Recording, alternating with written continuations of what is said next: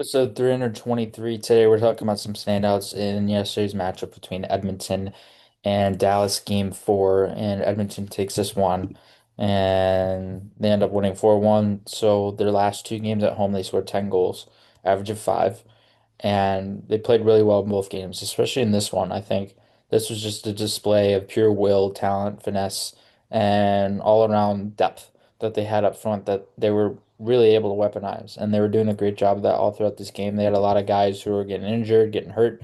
They had Evander Kane go down, and I believe he returned to the game, but Zach Hyman was the big one that they lost throughout the game, and they were without Connor Brown, who was one of their leading goal scorers throughout the playoffs so far. So obviously a test to their depth of Edmonton, and some of the guys stepped up, and a lot of the guys stepped up too. I think what's unique about Edmonton is they have really good depth, but at the same time, McDavid and Draisaitl are two guys that can score at any time, at any given moment, and still find a way to gain that edge.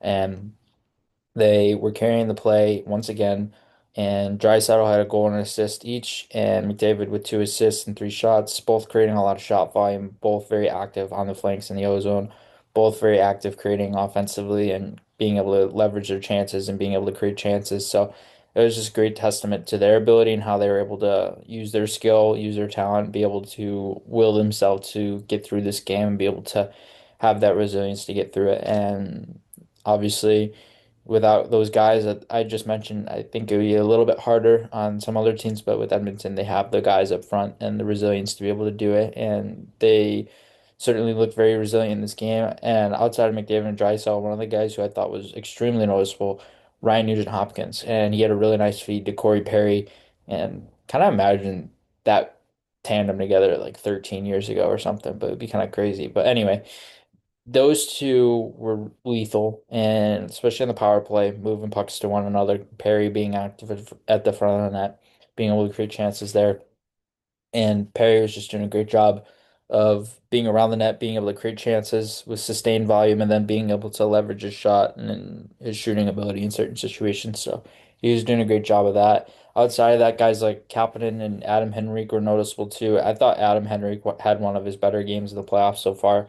Just the way he was competing at both ends of the rink, how he was using his two-way ability, how he was competing both offensively and defensively, and how he's really leveraging his overall skill set to be able to create offensively. And I think he does a great job of being able to use that regularly. And he's a guy that you can rely upon inside your top six when need be. If there's injuries or something like that, you can rely on him on the wing. You can rely on him as a third line center. So more of that middle six role, who is pretty interchangeable in that role. So he's been a great fit for them. He's been a really nice addition, and he's been a guy who, like I say, he can compete at both ends of the rink, but also be active offensively as well when need be. So he was great. Brett Kulak was noticeable, and Jake Wallman were noticeable too. A little bit more physical games from them, especially Wallman. I noticed more of the physical edge from Wallman in this game, the ability to be more of a shutdown minded defenseman, be able to shut plays down, be able to kill the play on an angle, be able to leverage his stick, be able to close plays off outside the dot lane on neutral zone entries and also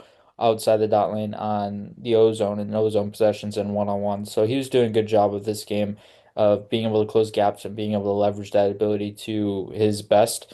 And he was doing a great job creating sustained chances too. So that was great to see out of him. I thought he was really noticeable. As for Dallas, honestly, I didn't notice too many guys. And ironically, how talking about how Mikko Rantanen was the story of the playoffs throughout the first two rounds, and he's really slowed down so far. And they need him going, they need him back because without him going, it's very hard for Dallas to be able to create. And they need him to be reliable offensively all the time, pretty much, because now they're down 3-1 in the series. They're going to need their top guys to be their top guys. Rope Hintz hasn't been Rope Hintz. Wyatt Johnson hasn't been Wyatt Johnson. Mikko Rantanen, as of late, hasn't been Mikko Rantanen.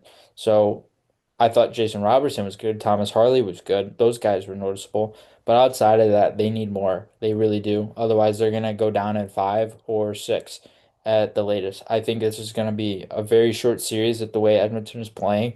And they've created havoc all over the ice and all over the offensive zone. And obviously, with McDavid, Draisaitl going, they're hard to stop. And they've had McDavid and Draisaitl going every single game. And McDavid and Draisaitl played so much better coming back to Edmonton. So now they're going to go back to Dallas, transition to Dallas. There's certainly a better possibility that Dallas can take away with a win because they play much better hockey when they're at home. But I think it's going to be a hard challenge for them to be able to try and overcome that. And it's going to be interesting to see how they respond in this game.